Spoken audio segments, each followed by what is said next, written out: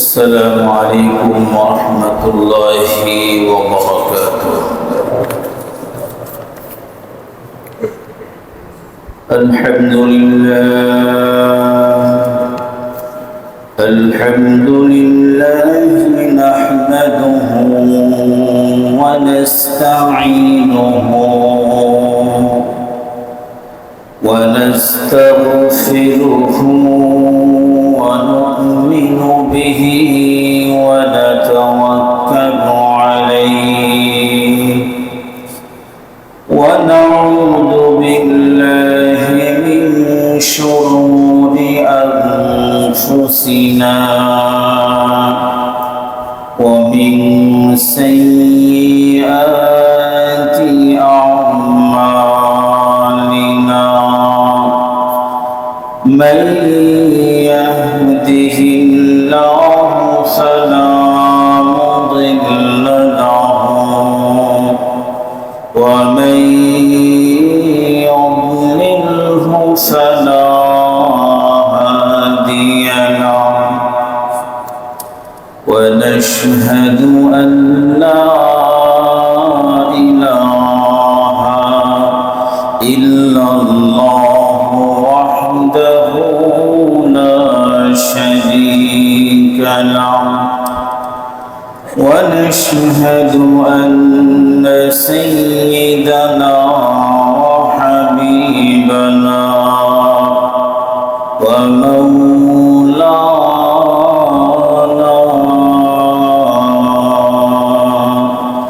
محمدا عبده ورسوله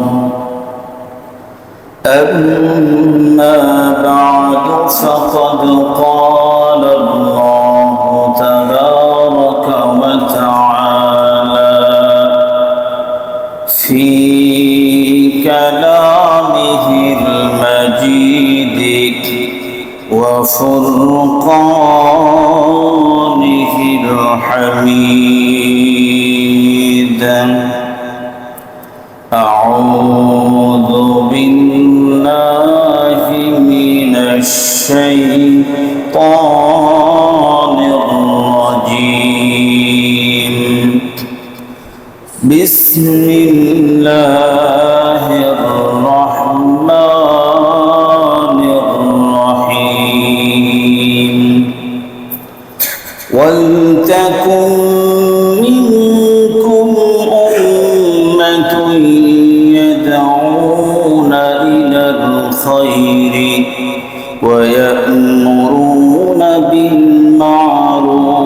بالمعروف وينهون عن المنكر وأولئك هم المفلحون. وقال النبي صلى الله عليه وسلم يأتي على الناس زمان يخرج فيه المؤمن في الصباح مؤمنا ويمسي كافرا أو مؤمنا ويمسي كافرا أو يمسي مؤمنا ويصبح كافرا يبيع دينه بعرض من الدنيا أو كما قال عليه الصلاة والسلام. সকলেই দুরূদ শরীফ পড়ি। আল্লাহুম্মা সাল্লি আলা মুহাম্মাদিন ওয়া আলা আলি মুহাম্মাদ কামা সাল্লাইতা আলা إبراهيم وعلى آل إبراهيم إنك حميد مجيد. اللهم بارك على محمد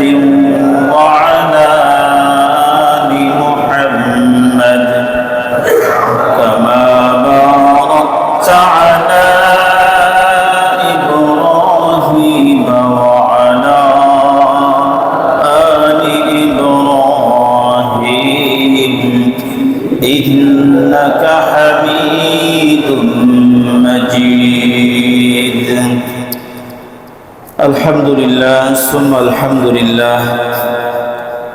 আল্লাহ পাকের দরবারে অসংখ্য অগণিত শুকর এবং সুজুদ যে আল্লাহ রাব্বুল আলামিন আমাদেরকে জুমার সালাত আদায় করবার জন্য তার ঘর মসজিদে এসে বসার তৌফিক দান করেছেন। এজন্য শুকরিয়া আদায় করি, আলহামদুলিল্লাহ।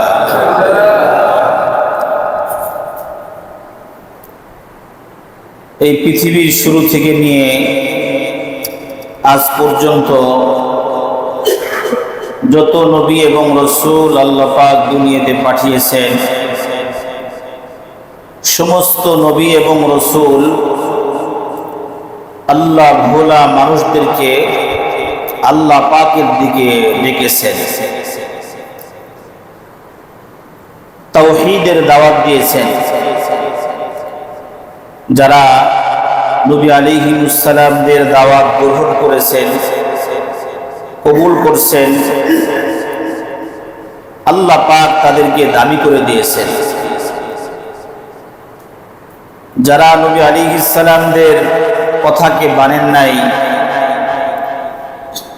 আসমানি কিতাবকে যারা মানে নাই, নবীকে যারা মানে নাই, অস্বীকার করছে, তারা কাফের বলে আল্লাহ পাক আখ্যায়িত করছেন এবং তারা কাফের। দুনিয়াতে তাদের যতটুকু আল্লাহ পাক নাজ নিয়ামত দান করছেন, পরকালে তাদের কোনো অংশ নাই। আর যে সমস্ত মানুষ আল্লাহ পাকের প্রেরিত রসুলদেরকে অনুসরণ করছেন, মানছেন, দুনিয়ার মধ্যেও তারা কামিয়াব হয়েছেন, পরকালেও আল্লাহ পাক তাদের জন্য নিয়ামত রাখছেন, জান্নাতের মতো নিয়ামত। এমন একটা নিয়ামত যার মধ্যে সুখ আর সুখ।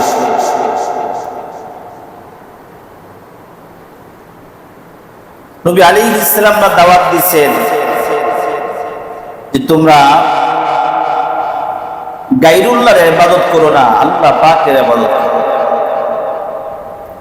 আল্লাহ এক, অদ্বিতীয়, সমস্ত ক্ষমতার অধিকারী আল্লাহ। আমাদের সৃষ্টি করছেন আল্লাহ, আমাদের রিজিক দান করেন আল্লাহ, আমাদের হায়াতের মালিক আল্লাহ, আমাদের জীবন মরণ সব কিছুর মালিক আল্লাহ। এই পৃথিবী বানিয়েছেন আল্লাহ, আসমান বানিয়েছেন আল্লাহ। এভাবে নবী এবং রাসূলগণ তাদের উম্মতদেরকে দাওয়াত দিতেন।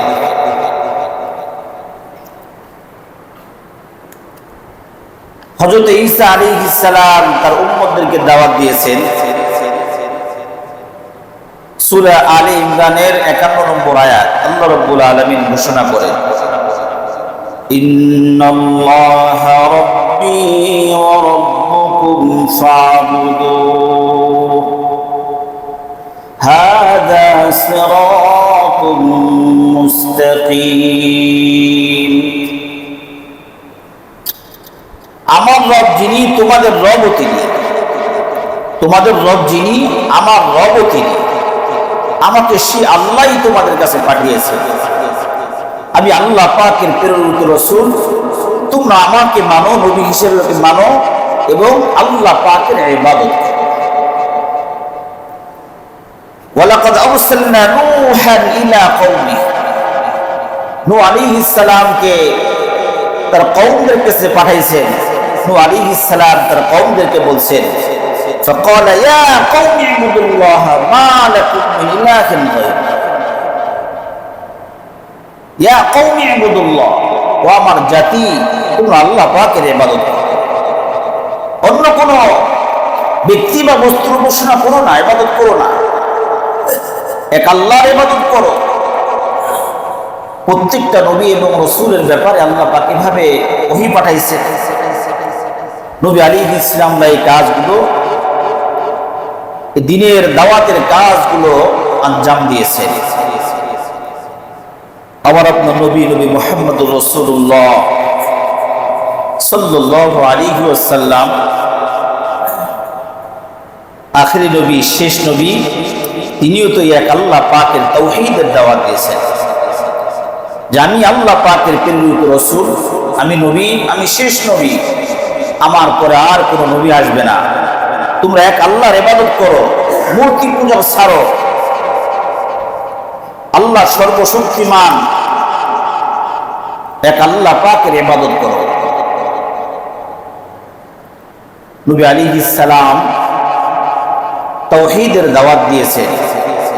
এই তাওহীদের দাওয়াত দেওয়ার আগ পর্যন্ত নবী আলাইহিস সালাম কাফের মুশরিক নির্বিশেষে সবার কাছে নবী আলাইহিস সালাম প্রিয় ছিলেন, প্রিয় ব্যক্তি।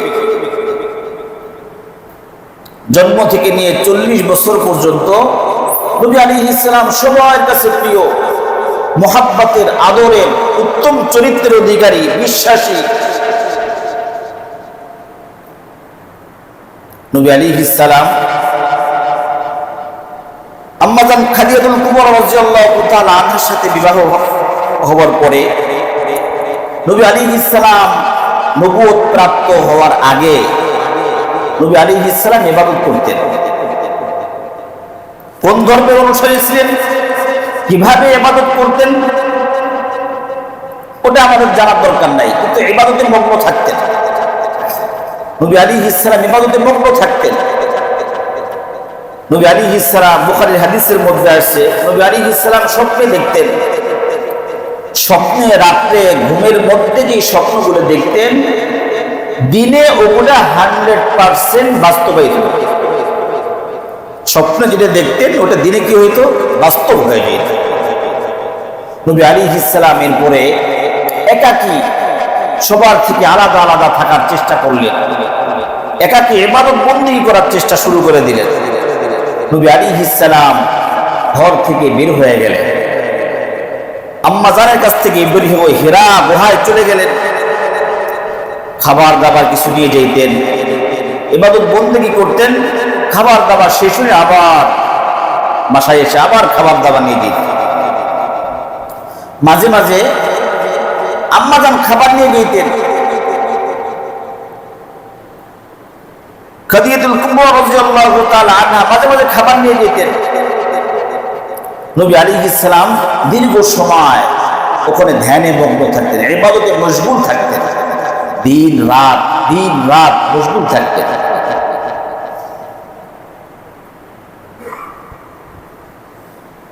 নবী আলাইহিস সালাম যে দিনের কাজ, মানে আল্লাহকে পাওয়ার জন্য, আল্লাহর নৈকট্য হাসিল করার জন্য যখন নিজের ঘর থেকে আলাদা হইলেন, একা একা ইবাদত করার চেষ্টা শুরু করলেন, নবী আলাইহিস সালামের বিবি খাদিজাতুল কুবরা রাদিয়াল্লাহু তাআলা আনহা কি সাপোর্টটা তাকে করছে। দিনের পথে চলতে গেলে যে কোনো কিছু, আপনি দিন বলেন, দুনিয়া বলেন, যদি এর মধ্যে যদি আপনি কোনো কিছু করতে চান, সেক্ষেত্রে ফ্যামিলির সাপোর্ট লাগে। ফ্যামিলির সাপোর্ট পাইলে ওই কাজটা আরো সহজ করা যায়। নবী আলাইহিস সালাম সেখানে চলে যেতেন, তার জন্য খাবার দাবার কে রেডি করে দিতেন? আম্মা জান রেডি করে দিতেন। খাবার দাবার কি কি লাগবে সব রেডি করে দিতেন। আবার নবী আলাইহিস সালাম আসতেন খাবার নেওয়ার জন্য, রেডি রাখতেন। আবার নিজে তার স্বামীর জন্য, নবীর জন্য খাবার দাবার নিয়ে যাইতেন।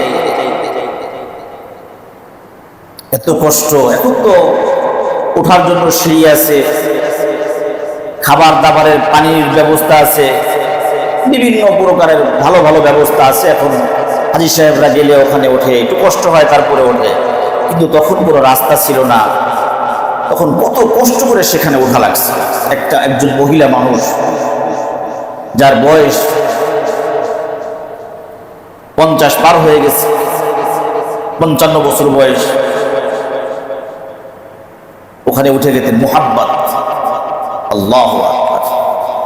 যারা হারামাইন যাওয়ার সৌভাগ্য হয়েছে, ওখানে যায় যদি হেরা গুহার পাশে দাঁড়ায়া যদি খালি একটু চিন্তা ফিকির করে যে এই পাহাড়ের উপরে আজ থেকে 14.5 বছর আগে একজন মহিলা 50-55 বছরের একজন মহিলা কিভাবে খাবার দাবার নিয়ে এখানে উঠতেন না নামতেন, কিভাবে এই কাজটা করতেন, কিভাবে সম্ভব ছিল? সম্ভব একটা জিনিসের দ্বারাই সম্ভব, সেটা হলো মোহাব্বত। সেটা হলো মোহাব্বত, ভালোবাসা। ভালোবাসা এমন একটা জিনিস, নবীর প্রতি এত মোহাব্বত, এত ইশক আর ভালোবাসা। ইশক আর ভালোবাসায় আম্মা জান বাসা থেকে নিয়ে সেই হেরা গুহারের উপরে এতটা পথ পানি দিয়ে উপরে চলে যেতেন, একমাত্র মোহাব্বত, স্বামীর প্রতি ভালোবাসা। স্বামীর প্রতি ভালোবাসা, সেখানে তার খাবার দাবার নিয়ে যেত। আর স্বামী দিনের পথে মানে ইবাদতে মশগুল, স্বামীকে কামা হক খেদমত, কিভাবে খেদমত করলে পরে স্বামী সন্তুষ্ট হবে, স্বামীর জন্য সহজ হবে, আম্মা জান সেভাবেই করতে। এই স্বামীর সেবা আর এই ধ্যানে মগ্ন সহযোগিতা করার কারণে আম্মা জান খাদিজাতুল কুবরা রাদিয়াল্লাহু তাআলা আনহা যখন হেরা গুহায় নবী আলাইহিস সালামের জন্য খাবার দাবার নিয়ে যাইতেছেন, রাস্তায় খাবার দাবার নিয়ে যাচ্ছেন, রাস্তায় হযরত জিবরিল আলাইহিস সালামকে আল্লাহ পাক পাঠিয়ে দিলেন, জিবরিল যাও আমার হাবিবের কাছে যাও, যে বলো যে আপনার স্ত্রী খাদিজা আপনার কাছে আসতেছে, খাদিজার কাছে কিছু খাবার দাবার, কিছু পানীয় ইত্যাদি ইত্যাদি আছে, সেগুলো আপনার কাছে নিয়ে আসতেছে। জিবরিল তুমি আমার রাসূলকে বলো যে স্বয়ং আল্লাহ পাক আপনার খাদিজাকে সালাম জানাইছে। সুবহানাল্লাহ। হযরত জিবরিল আলাইহিস সালাম আসছেন, আয়েশা নবী আলাইহিস সালামের কাছে বলতেছেন, ইয়া রাসূলুল্লাহ, আল্লাহর হাবিব, আপনার বিবি আপনার কাছে আসতেছে, খাদিজা আপনার কাছে আসতেছে, তার কাছে কিছু খাবার দাবার, কিছু পানীয় আছে। আচ্ছা ইয়া রাসূলুল্লাহ, শুধু তাই না, খাদিজাকে আল্লাহ পাক সালাম জানিয়েছে, আমি জিবরিলও তাকে সালাম জানাই। এটাই শেষ না, হাদিসের শেষ অংশে নবী আলাইহিস সালাম বলতেছেন, জিবরিল আলাইহিস সালাম বলেন, ইয়া রাসূলুল্লাহ, শুধু তাই না, সালাম দিয়েই ক্ষান্ত হন নাই, আপনার খাদিজার জন্য আল্লাহ পাক বলছেন যে জান্নাত বানাইছেন তার জন্য মতি দিয়া, মতির জান্নাতের সুসংবাদ আপনার খাদিজাকে দিয়ে দেন। আল্লাহু আকবার। দ্বীনের কাজে সহযোগিতা, স্বামীর আল্লাহ পাকের ধ্যানে মশগুল, বাসা থেকে বের হয়ে চলে আসছে, ইবাদত বন্দেগীতে লিপ্ত, স্বামীর খেদমতে মশগুল হয়ে গেছে। হঠাৎ ইবাদত করতেছেন, আল্লাহ পাকের ইবাদত বন্দেগী করতেছেন, দীর্ঘদিন ইবাদত করার পরে প্রায় মাসখানিক অথবা থেকে বেশি দীর্ঘ একটা সময় যখন ইবাদত করতেন হেরা গুহার মধ্যে, মাঝে মাঝে বাসায় আসতেন, আবার যাইতেন।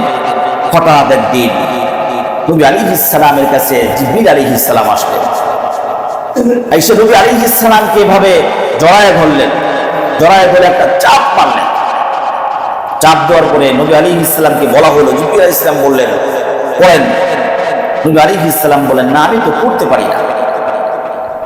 নবী আলাইহিস সালাম বলেন, যখন প্রথম চাপটা দেয় নবী আলাইহিস সালামের কঠিন কষ্ট হয়েছে, এরপর আবার যখন চাপ দিচ্ছে, এরপরে বলছেন পড়েন। নবী আলাইহিস সালাম বলেন, তখন আমি সূরা আলার 5টা আয়াত আমার মুখ দিয়ে বের হয়ে গেছে, ওহী নাজিল হয়ে গেছে। আর তখন জিবরিল আলাইহিস সালাম বিশাল আকৃতির হয়ে সামনে আসছিলেন। আল্লাহু আকবার। এমনি যখন ওহী নিয়ে নবী আলাইহিস সালামের কাছে আসতেন, তখন দেখে কালব রাদিয়াল্লাহু তাআলা সুরতে আসতেন, মানুষের সুরতে। কিন্তু ওই ওহীর সময় নবী আলাইহিস সালামের কাছে বিশাল আকৃতিতে আসছে, তো নবী আলাইহিস সালাম ভয় পেয়ে গেছে, তাড়াতাড়ি বাসায় চলে গেছে। আম্মা জানের কাছে বলছেন জাম্মিলুনি জাম্মিলুনি, তাড়াতাড়ি আমার কাপড় দিয়ে ঢাকো, চাদর দিয়ে আমাকে ঢেকে নাও। আম্মা জান তাড়াতাড়ি কম্বল দিয়ে মোড়ায় ফেললেন, শোয়া রাখলেন। নবী আলাইহিস সালাম বলতেছেন, আমি আমার জীবন নিয়ে আশঙ্কা করতেছি, আমাকে মনে হয় কেউ মেরে ফেলবে, এমন ভয় আমার লাগতেছে। তখন আম্মা জান খাদিজাতুল কুবরা রাদিয়াল্লাহু তাআলা আনহা বলছেন, না, আল্লাহর কসম, আল্লাহ পাক আপনাকে এরকম করবেন না। কারণ হলো আপনি আত্মীয়তার সম্পর্ক ঠিক রাখেন, আপনি সবার সাথে মিষ্টি ব্যবহার করেন, আপনি কারো হক নষ্ট করেন না, আপনি কারো উপরে জুলুম করেন না, আল্লাহ পাক আপনার সাথে এরকম কিছু করবেন না। নবী আলাইহিস সালামকে শোয়ায় রাখছেন। এরপর নবী আলাইহিস সালামকে আম্মা জান ওয়ারাকা ইবনে নওফলের কাছে নিয়ে গেলেন। ওই সময় সে অনেক বড় পণ্ডিত এবং বুজুর্গ, ইনজিলের সে এই আরবি করে সে মক্কাবাসীকে শুনাইত।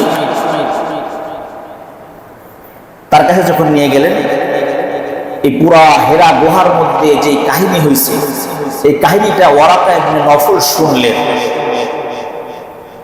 শোনার পরে ওয়ারাকা বলতেছে, এটা এমন একটা হাদাল্লাযী নামুস শব্দ ব্যবহার, নামুস যেটা হলো তো সেই ব্যক্তি যেটা মুসা আলাইহিস সালামের কাছে যে ফেরেশতা আসতো, আরে এই মুহাম্মাদের কাছে ওই ফেরেশতাই আসছে। তখন আম্মা জান খাদিজাতুল কুবরা রাদিয়াল্লাহু তাআলা আনহার কাছে বলা হলো, ওয়ারাকা ইবনে নওফল বলেন, খাদিজা, আরে তোমার স্বামী তো, তোমার স্বামীর উপরে তো ওহী নাজিল হয়েছে, তোমার স্বামীর কাছে তো অন্য কোনো ব্যক্তি আসে নাই। আরে এটা তো মুসা আলাইহিস সালামের কাছে ওহী নিয়ে যেই ফেরেশতা আসতো জিবরিল, ওই জিবরিল ফেরেশতা তোমার স্বামীর কাছে আসছে। আর তুমি সুসংবাদ গ্রহণ করো, তোমার স্বামীকে আল্লাহ পাক শ্রেষ্ঠ নবী হিসেবে ঘোষণা করছে। আহা, এমনি তো স্বামীর প্রতি স্বামী ভক্ত, এমনি তো স্বামী ভক্ত, স্বামীর খেদমতের ফেদা খাদিজা। স্বামীর খেদমতের কারণে, স্বামীকে মহব্বতের করার কারণে আল্লাহ পাক তাকে সালাম পাঠাইছে, জিবরিল তাকে সালাম পাঠাইছে। ওই স্বামীর ব্যাপারে শুনতেছে যে স্বামী হলো শেষ জামানার শেষ নবী, আখির নবী। খাদিজা তো আরো খুশি হয়ে গেছে। বাসায় নিয়ে এসছেন, শোয়া রাখছেন, শুয়ে থাকেন 6 মাস পর্যন্ত ওহী বন্ধ, ওহী বন্ধ। এরপর আবার শুরু হয়ে গেল, ইয়া আইয়ুহাল মুযাম্মিল কুমিল লাইলা ইল্লা কালিলা, ইয়া আইয়ুহাল মুদাসসির কুম ফাআনজির ওয়া রাব্বাকা ফাকাব্বির ওয়া সিয়াবাকা ফাতাহহির। আবার ওহী চলে আসছে, আর ঘুমানো যাবে না, ওঠেন, আল্লাহর জন্য দাঁড়ান, নামাজ পড়েন, আল্লাহ পাকের বরত্ব প্রকাশ করে দিনের দাওয়াত দেন, আর শুয়ে থাকা যাবে না, আর বসে থাকা যাবে না। শুরু হয়ে গেল সংগ্রাম আল্লাহ পাকের জন্য, তাওহীদের দাওয়াত দেওয়া শুরু হয়ে গেল। এই যে যখন দাওয়াত দেওয়া শুরু হলো, এতদিন পর্যন্ত নবী আলাইহিস সালাম ছিলেন আল আমিন, বিশ্বাসী। এতদিন নবী আলাইহিস সালাম মক্কার মধ্যে শেষ, মানে সবথেকে উত্তম চরিত্রের অধিকারী ছিলেন, সব দিক দিয়ে নবী আলাইহিস সালাম ছিলেন নাম্বার 1 ভালো। কিন্তু এই যে ওহী আসার পরে যখন দাওয়াতের কাজ শুরু করলেন, এরপর থেকে নবী আলাইহিস সালামের সব মুখালেফ হয়ে গেল। এখন আর নবী আলাইহিস সালাম সব দিক দিয়ে খারাপ, এখন দেখতে ভালো না, তার এইটা ভালো সমস্যা, ওই সমস্যা, বিভিন্ন প্রকারের সমস্যা এখন সামনে দাঁড়ায় গেছে। কিন্তু যারা নবী আলাইহিস সালামকে মহব্বত করত, ভালোবাসত, এই দ্বীনের কারণে তাওহীদের দাওয়াত দেওয়া শুরু হলো, তো নবী আলাইহিস সালাম প্রত্যেকটা নবী এবং রাসূল, প্রত্যেকটা নবী এবং রাসূল একই হালত। যখন দ্বীনের দাওয়াত দেওয়া শুরু করলেন, তো কওম মুখালেফ হয়ে গেল, অল্প কিছু সংখ্যক লোক দ্বীনের পথে আসতো। এজন্য আবু বকর সিদ্দিক রাদিয়াল্লাহু তাআলা আনহু দোয়া করতেন কি, ওগো আল্লাহ, অল্প সংখ্যক লোকের মধ্যে আমারে তুমি রাখো। ওগো আল্লাহ, অল্প সংখ্যক লোকের মধ্যে তুমি আমার রাখো। হযরত আবু বকর সিদ্দিক রাদিয়াল্লাহু তাআলা আনহুকে জিজ্ঞাসা করা হলো, কি ব্যাপার, অল্প সংখ্যক লোকের কথা কেন বলো? অল্প সংখ্যক লোকের কথা এজন্যই বলি, আল্লাহ পাক বলতেছেন কলিলাম মা তাশকুরুন কলিলাম মা তাযাক্কারুন। কারণ হলো আল্লাহ পাক কুরআনুল কারীমের মধ্যে ঘোষণা করছেন যে অল্প কিছু মানুষ আল্লাহ পাকের শুকরিয়া আদায় করে। অল্প কিছু মানুষই আল্লাহ পাকের এই সৃষ্টি নিয়ে চিন্তা ফিকির করে। অল্প কিছু মানুষই আল্লাহ পাকের নৈকট্য হাসিল করে। এজন্য আবু বকর সিদ্দিক রাদিয়াল্লাহু তাআলা দোয়া করেন, ও আল্লাহ, অল্প সংখ্যক লোক যে তুমি বলছো, ওই অল্প সংখ্যক লোকের মধ্যে তুমি আমাকে রাখো। নবী এবং রাসূলের যখন দাওয়াত দিয়েছেন, দেখেন আমরা যখন এই দুনিয়াতে থাকবো না, আমাদের পরের জেনারেশন, এর পরের জেনারেশন যখন আসবে, আমাদের বর্তমান ইতিহাস যখন তারা জানবে, তখন তারাও মনে করবে, যদি রাজনৈতিক দল নিয়ে মনে করেন, তখন তারাও বলবে যে আমরা যদি ওই সময় জীবিত থাকতাম তাহলে আমরা এর বিরোধিতা করতাম, অথবা এই দলের পক্ষে থাকতাম, ওই দলের বিপক্ষে কথা বলতাম।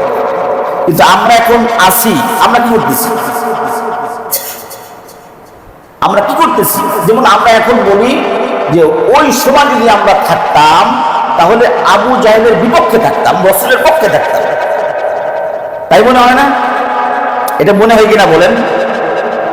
যদি ফেরাউনের জামানায় আপনি আমি থাকতাম, মুসা আলাইহিস সালামের জামানায়, আপনার কি মনে হয়? আপনার আমার মনে হয় যে আমরা মুসার দলে থাকতাম, ফিরাউনের সাথে যুদ্ধ করতাম।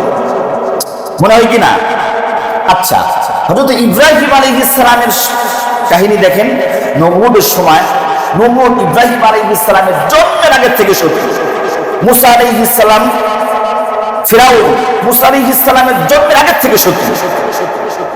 আপনি তাকায় দেখেন এদিকে, আমাদের এখন মনে হয় ওই জামানায় যদি আমি থাকতাম তাহলে আমরা ওই পক্ষে থাকতাম। কোন পক্ষে? নবীর পক্ষে, ভালো দলে থাকতাম। দল দুইটা, একটা হলো ভালো আর একটা খারাপ। আমরা কি, আবার কি ধারণা হয় যে আমরা ভালো দলে থাকতাম। একজন ব্যক্তিকে, আমাদের এই মসজিদের মধ্যে যতজন মুসল্লি আছে, আপনি এক এক করে জিজ্ঞাসা করবেন, কেউ বলবে না যে আমি ফিরাউনের দলে থাকতাম, কেউ বলবে না আমি নমরুদের দলে থাকতাম। আসলে কি তখন যে লোকগুলো ছিল, তখন কার দলের লোকগুলি ছিল? আরে ফিরাউনের দলের লোকগুলি ছিল, নমরুদের দলের লোকগুলি ছিল, আবু জাহেলের দলের লোকগুলি ছিল, নিঃসন্দেহে। তাহলে আপনার আমার যে মনে হচ্ছে তারা কি জ্ঞান ছিল না? জ্ঞান ছিল না তাদের? আরে আবুল জাহেল, এর নাম হলো আবুল হিকাম, মানে জ্ঞানীর পিতা। আবুল হিকাম মানে জ্ঞানীর পিতা। একে আবুল জাহাল কেন বলা হয়? জাহেল মানে মূর্খ। যেহেতু ইসলাম গ্রহণ করতে পারে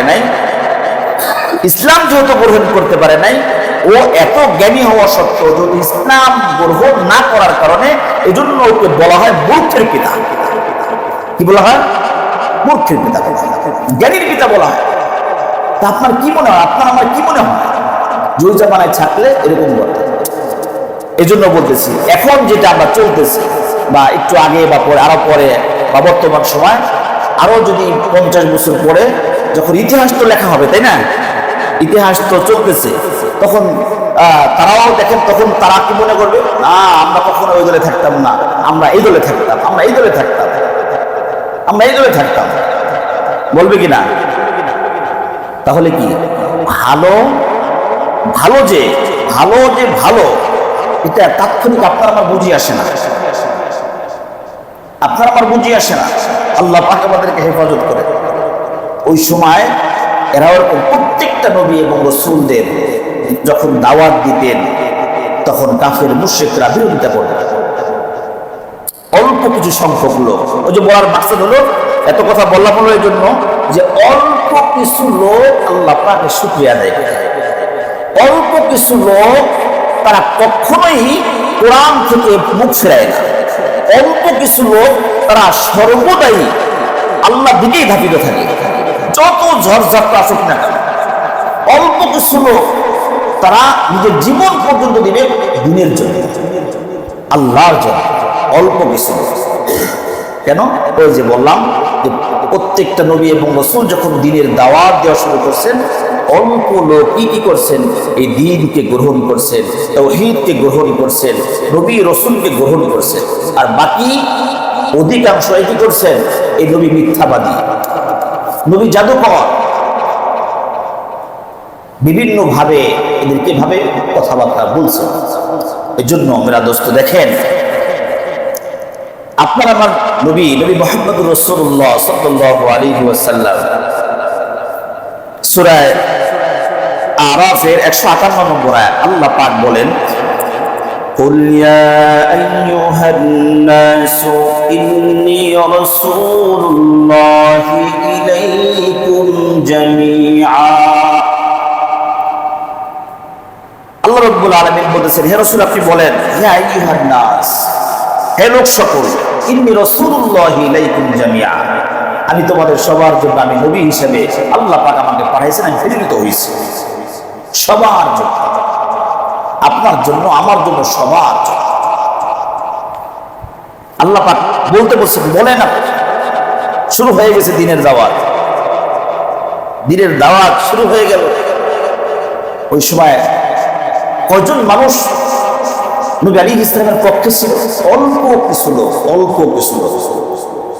প্রথমে তো ছিলই না, কিন্তু আল্লাহ রাব্বুল আলামিন তখন যেহেতু মুসলমান ভাবে হয় নাই, তো আল্লাহ রাব্বুল আলামিন বদ্দিন মুশরিক আবু তালেব, আল্লাহ পাক তার দিনের মধ্যে আল্লাহ পাক নবী আলাইহিস সালামের মুহাব্বত ঢেলে দিয়েছেন। কেমন ঢালছেন? ওয়ারাকা ইবনে নওফেল যখন ওই খাদিজা রাদিয়াল্লাহু তাআলা আনহা যখন নিয়ে গেছেন, শেষমেশ বলছেন, দেখো তুমি তো শেষ নবী, তোমাকে মানে তোমার মক্কাবাসী তোমার সাথে এরকম ভাবে সত্যমি করবে, তোমাকে দেশ থেকে তাড়াই দিবে, তো আমি যদি তখন থাকি জীবিত, তো আমি তোমার পক্ষে লড়ব, তোমার পক্ষে কথা বলবো। নবী আলাইহিস সালাম আশ্চর্য হয়ে গেছে, কি বলেন আপনি? আরে আমাকে তাড়াই দিবে মক্কা থেকে? এই কথা বলার জন্য আমাকে তাড়াই দিবে? ওয়ারাকা ইবনে নওফল তখন বলছেন যে হ্যাঁ, শুধু আপনাকে না, যাদের কাছে এই ফেরেশতা আসছে, ওহী আসছে, যারা দ্বীনের কাজ করছে, তাওহীদের দাওয়াত যারা দিছে, এই পৃথিবীর শুরু থেকে নিয়ে প্রত্যেকটা নবী এবং রাসূলের কাছে এই ফেরেশতা যাদের কাছে আসছেন, যারা দ্বীনের দাওয়াত দিচ্ছেন, তাদের সাথে তাদের কওম এরকমই ব্যবহার করছে, এরকমই ব্যবহার করছে। দ্বীনের দাওয়াত দিতে গেলে বাস এরকম করছে। তো নবী আলাইহিস সালাম দ্বীনের দাওয়াত শুরু করছে। প্রথমে আম্মাজান খাদিজাতুল কুবরা রাদিয়াল্লাহু তাআলা আনহা মুসলমান হয়ে গেছে, আপন মানুষ, সব থেকে আপন মানুষ। আস্তে আস্তে আস্তে দাওয়াতের কাজ শুরু হয়ে গেল। নিজের আপন চাচা, নিজের আপন চাচাও শত্রু হয়ে গেল। আবুল আহাব আপন চাচি শত্রু, কাছের মানুষ। আপনি যখন দিনের কাজ শুরু করবেন, কাছের মানুষ, শয়তান অ্যাটাক করবে, আপনার কাছের মানুষ দিয়ে অ্যাটাক করবে। দিনের কাজ করা আপনাকে সব দিকে লক করায়।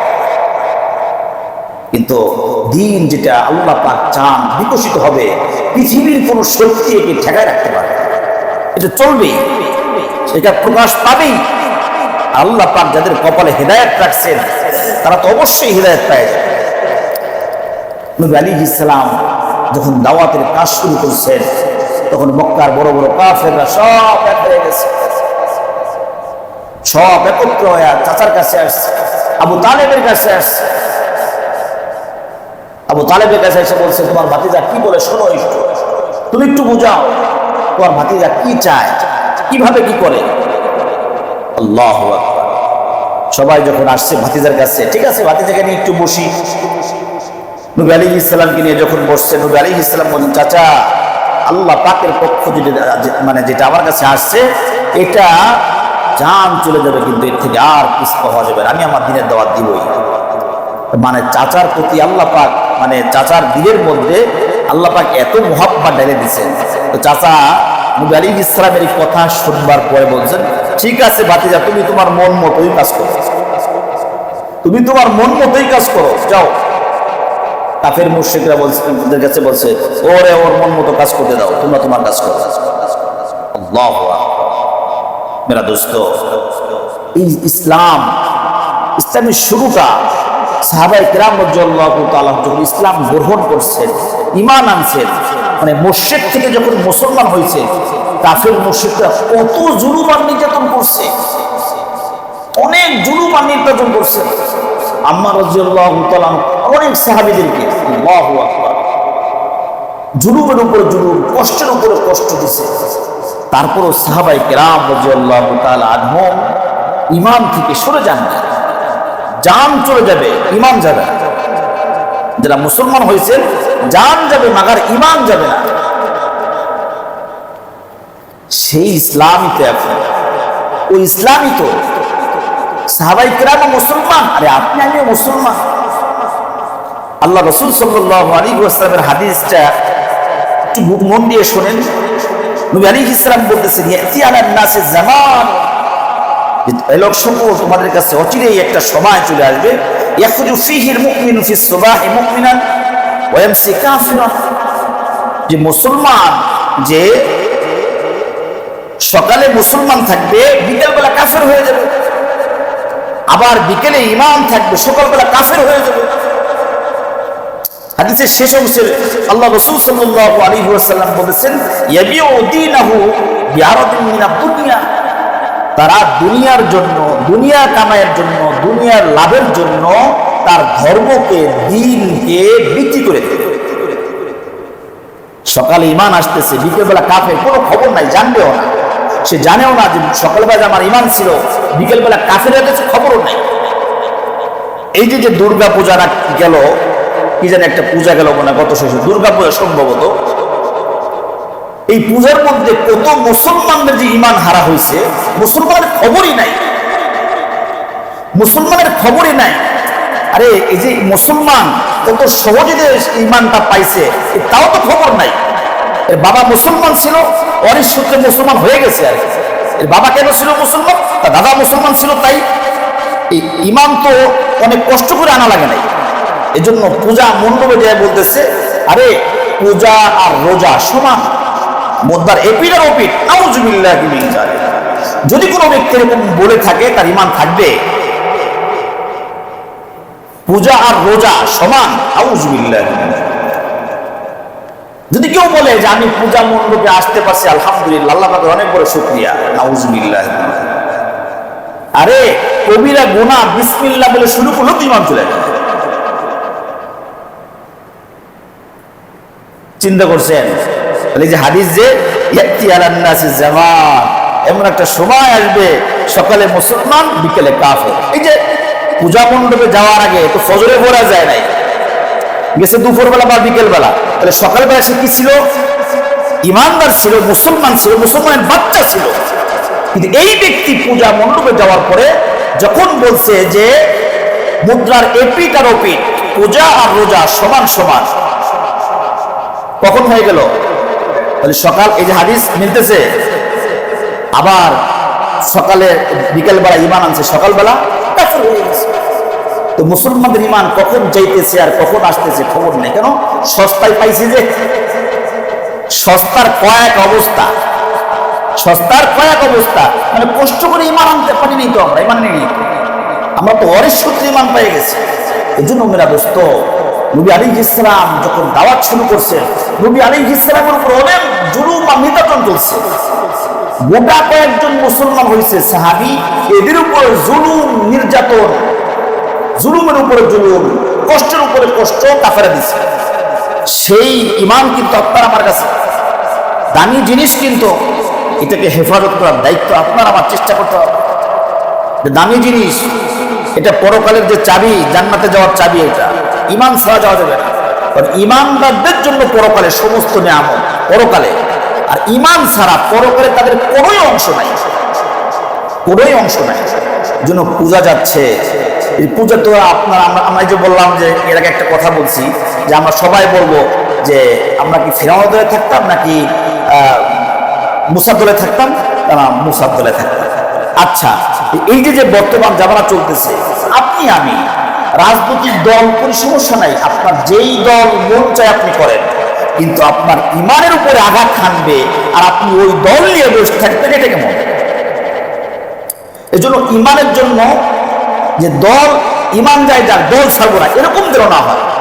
আপনি আপনার ইচ্ছা, আপনি যেই দল রাজনীতিকে আপনি করেন, আপনার ইচ্ছা, আমি কোনো দলের সাপোর্ট আমি নিজেও করি, আপনার মন চায় আপনি করেন, কিন্তু যেই দলের সাপোর্ট করলে ইমান নষ্ট হবে, খবরদার ওই দল করা যাবে। দল ছাড়তে পারি, কিন্তু ইমান ছাড়া যাবে না। খেয়াল রাখতে হবে, ইমান অনেক দামি জিনিস। আল্লাহ রাব্বুল আলামিন আমাদেরকে বুঝে আমল করার তৌফিক দান করেন। আর একটা শেষ কথা বলে দিই, রেগুলার যেহেতু হাদিসটা আপনাদেরকে শোনাইলাম মুসলিম শরীফের 3009 নম্বর হাদিস, যে সকালবেলা মুসলমান বিকেলবেলা কাফের, আবার বিকেলবেলা মুসলমান সকালবেলা কাফের, এরকম এই জামানা চলতেছে।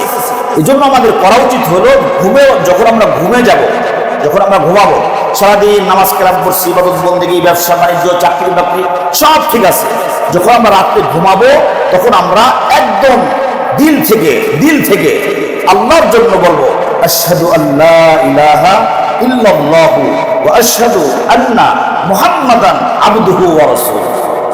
একদম দিল থেকে আল্লাহর জন্য যদি কোনো ব্যক্তি একবার বলে, তার জিন্দেগীর সব গুনাহগুলো আল্লাহ পাক মাফ করে।